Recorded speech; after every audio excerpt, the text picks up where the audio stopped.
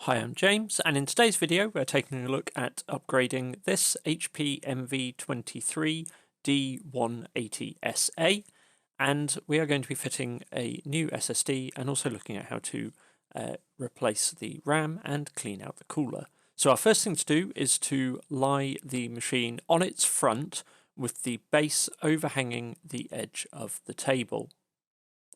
This allows it to lie flat, and then we need to start by removing this first access panel. We're just going to slot the pry tool into the gap here between the cover and the base of or the back of the machine and pop it off. It doesn't need too much pressure and you can just pull it, but the pry tool just made things a bit easier. Next, we have 3 Phillips head screws in the back of the cover, which we are going to undo. These do not come out, they just loosen off until you hear a click, and that means that they have disengaged.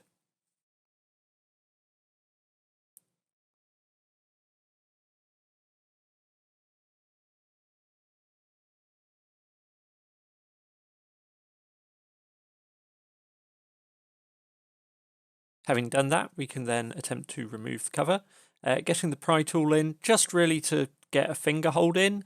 The 3 screws are all that's holding this on, and then some plastic clips, and you really just need to pull it up and pop these out. And that is one of the easiest all-in-ones that I've ever had to work on in terms of gaining access inside the machine. Once we're inside, we have RAM under this cover.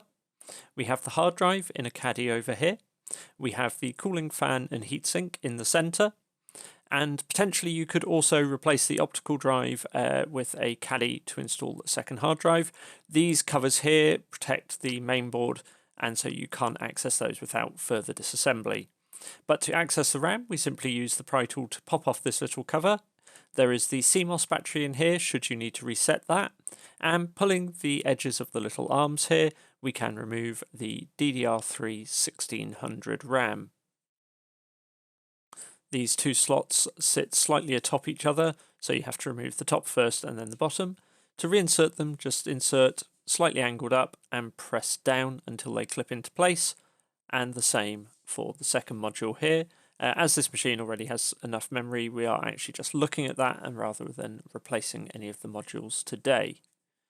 The cover then simply presses back into place. There isn't really any force required to do that. To access the hard drive, we have a single screw here, which again, Phillips head, just to remove.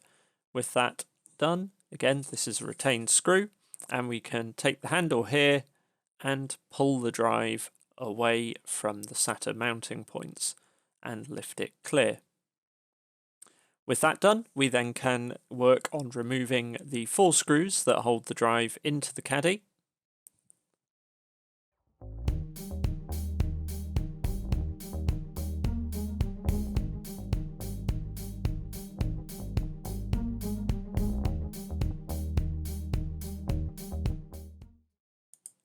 And then simply slide the drive out and clear.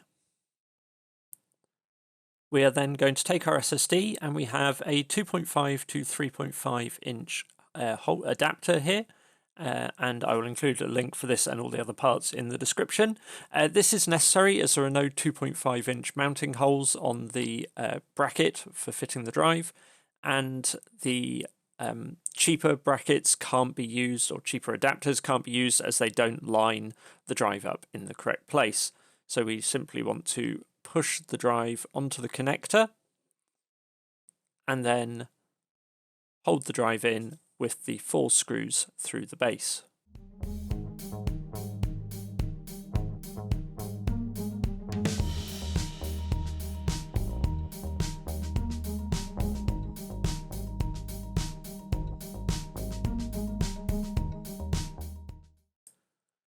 With that done, we are then ready to reinsert the SSD in its adapter into the caddy, and then refit the 4 screws into that.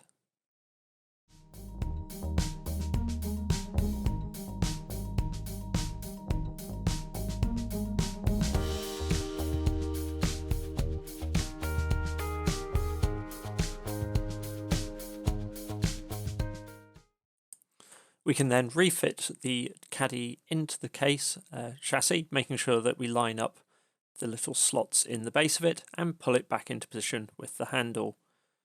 We can then screw down the retaining screw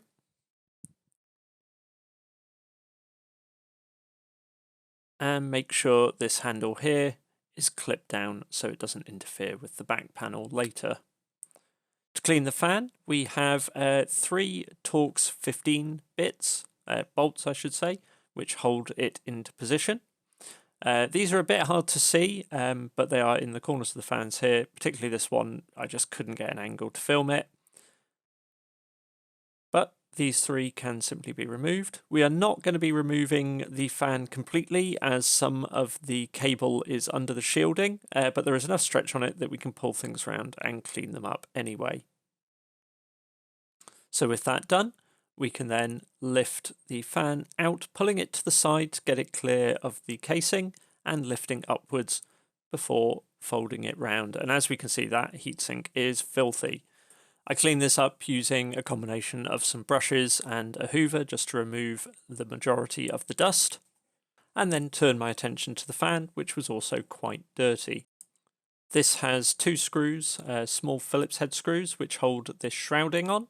So by removing both of these, we can then get better access into the fan itself. There are also, at the back where we can't really see, 2 little clips, and we just need to release these with the pry tool. And basically you want to slide that shroud up as you pry on it. It is a little bit fiddly, this bit, and once again apologies that it was not a great angle. But you can see here just pressing in with the tip of the pry tool is enough to release those, and then lifting the shroud away. Now, as before, I cleaned this off with some brushes and the hoover, as I didn't want to use compressed air working inside.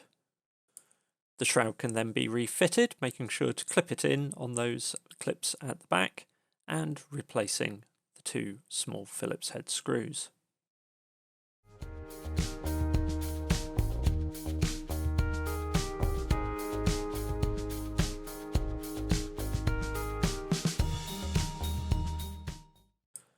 The fan can then simply be rotated back around, lowered into position, making sure not to trap the cable, and slot it in under that part of the shield, and refitting the 3 screws.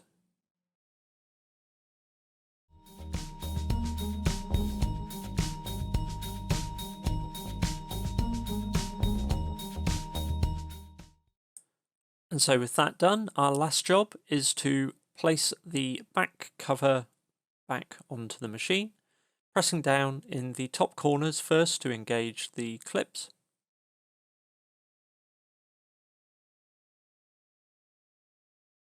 Once those are in place, we can then begin pressing around the rest of the cover, before finally then screwing back down the 3 retaining screws. I hope you found this video helpful. If you have, let me know in the comments and give the video a like. Any questions, do just ask, and hit subscribe if you'd like to see more videos as I post them. Thanks for watching.